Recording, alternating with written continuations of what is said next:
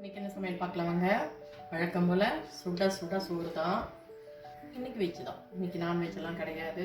சுட சுட சோறுக்கு நல்ல டேஸ்டியான பாவக்காய் தொக்கு நல்லா ஊற்றி நல்லா சூப்பராக செய்திருக்கேன். பாவக்காய் கொஞ்சம் கூட கசப்பே இல்லைங்க. இந்த மாதிரி செஞ்சால் கசப்பே இருக்காது.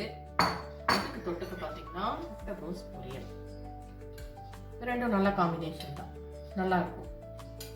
முட்டைக்கோஸ் பொரியல் கூட லெட்யூஸ், தக்காளி, வெங்காயம், கேரட் போட்டு சாலட். இது இல்லாமல் கொஞ்சம் உப்பு மாங்காய் செஞ்சுருக்கேன். இது கூட மாங்காய் இனிப்பு பச்சடியும் செஞ்சுருக்கேன். ரெண்டுமே இருக்குது. இது கூட ரசம் இருக்குது, தயிர் இருக்குது, கூடவே மாம்பழம் இருக்குது. அவ்வளோதான் இன்னைக்கு சமையல். ஒரு டிப்ஸ் சொல்லவா? இந்த உப்பு மாங்காய்க்கும் சரி, இந்த மாங்காய் இனிப்பு பச்சடிக்கும் சரி, நல்லா கொஞ்சம் புளிப்பும் இனிப்பும் கலந்த மாதிரி மாங்காய் எடுத்து போட்டிங்கன்னா செம்ம டேஸ்டியாக இருக்கும். நீங்கள் வெறுமே புளிப்பு மட்டும் இருக்கிற மாங்காயில் வந்து இந்த உப்பு மாங்காய் போட்டிங்கன்னா கொஞ்சம் புளிப்பு தான் தெரியுமே தவிர டேஸ்ட் கம்மியாக இருக்கும்.